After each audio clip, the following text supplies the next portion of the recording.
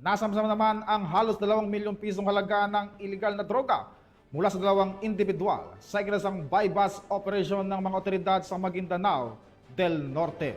Patroluman Veronica Lagi sa ulat.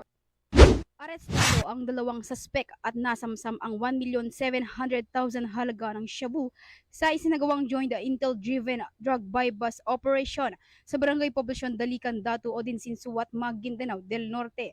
Nito lamang ika-6 ng Abril taong kasalukuyan.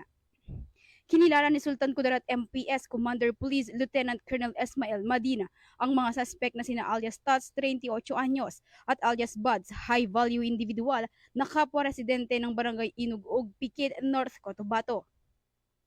Bandang alas 12:30 ng tanghali ng naturang petsa nang isagawa ng Sultan Kudarat MPS, katuwang ang DOS MPS at Provincial Drug Enforcement Unit Maguindanao del Norte PPO ang naturang operasyon na nagresulta sa pagkakaaresto ng mga suspek at pagkakakumpiska ng mga kaukulang ebidensya.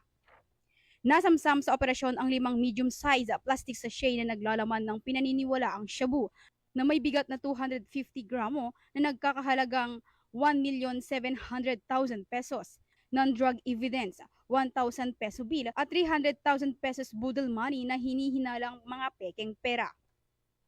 Nasa kustudiya na ng Sultan Kudarat MPS ang mga suspek at posibleng mahaharap ang mga ito sa kasong paglabag sa Republic Act 9165 o Comprehensive Dangerous Drugs Act of 2002. Ang tagumpay ng operasyong ito ay patunay ng dedikasyon ng PNP sa pagsugpo ng iligal na aktibidad. Patuloy naman ang koordinasyon ng PNP katuwang ang ibang sangay ng pamahalaan upang tiyakin ang tagumpay ng bawat operasyon.